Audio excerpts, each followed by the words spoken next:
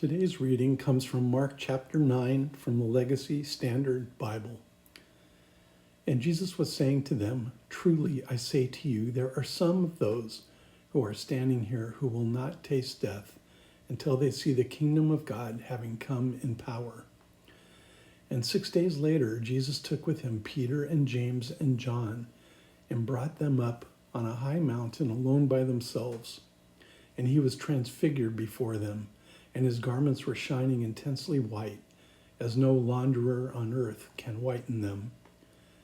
And Elijah appeared to them along with Moses, and they were conversing with Jesus. And Peter answered and said to Jesus, "Rabbi, it is good for us to be here. Let us make 3 booths, one for you, one for Moses, and one for Elijah." For he did not know what to answer, for they became terrified. Then a cloud formed overshadowing them, and a voice came out of the cloud. "This is my beloved Son. Listen to him." And all at once, when they looked around, they saw no one with them anymore except Jesus alone. And as they were coming down from the mountain, he gave them orders not to recount to anyone what they had seen until the Son of Man rose from the dead. And they seized upon that statement, arguing with one another what rising from the dead meant. And they began asking him, saying, "Why is it that the scribes say that Elijah must come first?" He said to them, "Elijah does come first and restore all things. And yet how is it written of the Son of Man that he will suffer many things and be treated with contempt? But I say to you that Elijah has indeed come, and they did to him whatever they wished, just as it was written of him." And when they had come back to the disciples, they saw a large crowd around them and scribes arguing with them. And immediately when the entire crowd saw him, they were amazed. And as they ran up, they were greeting him. And he asked them, "What are you arguing with them?" And one of the crowd answered him, "Teacher, I brought you my son possessed with a spirit which makes him mute. And whenever it seizes him, it slams him to the ground, and he foams at the mouth and grinds his teeth and becomes rigid. I told your disciples to cast it out, and they could not do it." And he answered them and said, "O unbelieving generation, how long shall I be with you? How long shall I put up with you? Bring him to me." And they brought the boy to him. And when he saw him, immediately the spirit threw him into a convulsion, and falling to the ground, he began rolling around, foaming at the mouth. And he asked his father, "How long has this been happening to him?" And he said, "From childhood. And it has often thrown him both into the fire and into the water to destroy him. But if you can do anything, take pity on us and help us." And Jesus said to him, "If you can, all things are possible to him who believes." Immediately the boy's father cried out and was saying, "I do believe. Help my unbelief."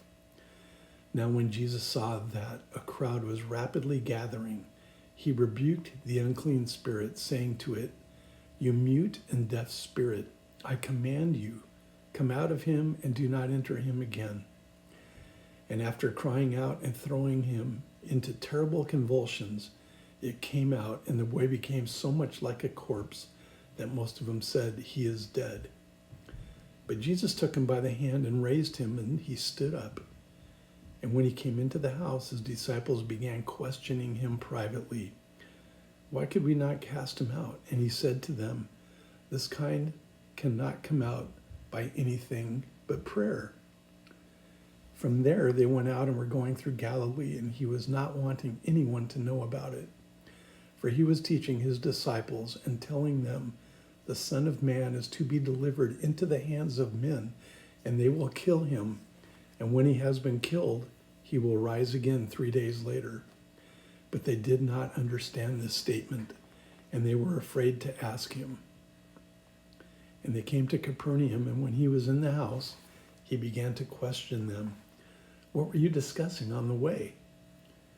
But they kept silent, for on the way they had discussed with one another which of them was the greatest. And sitting down, he called the 12 and said to them, if anyone wants to be first, he shall be last of all and servant of all. And taking a child, he set him before them. And taking him in his arms, he said to them, whoever receives one child like this in my name receives me, and whoever receives me does not receive me, but him who sent me. John said to him, Teacher, we saw someone casting out demons in your name, and we tried to hinder him because he was not following us. But Jesus said, do not hinder him, for there is no one who will perform a miracle in my name and be able soon afterward to speak evil of me. For he who is not against us is for us. For whoever gives you a cup of water to drink in my name because you are of Christ, truly I say to you, he will not lose his reward. And whoever causes one of these little ones who stumble or who believe in me to stumble, it would be better for him if a heavy millstone hung around his neck and he had been cast into the sea. And if your hand causes you to stumble, cut it off. It is better for you to enter life crippled than having two hands to go into hell, into the unquenchable fire, and where their worm does not die and the fire is not quenched. And if your foot causes you to stumble, cut it off. It is better for you to enter life lame than having your 2 feet and be cast into hell, and where their worm does not die and the fire is not quenched. And if your eye causes you to stumble, gouge it out, for it is better for you to enter the kingdom of God with one eye than having 2 eyes to be cast into hell, where their worm does not die and the fire is not quenched. For everyone will be salted with fire. Salt is good, but if the salt becomes unsalty, with what will you make it salty again? Have salt in yourselves and be at peace with one another. That was today's reading from Mark chapter 9 in the Legacy Standard Bible.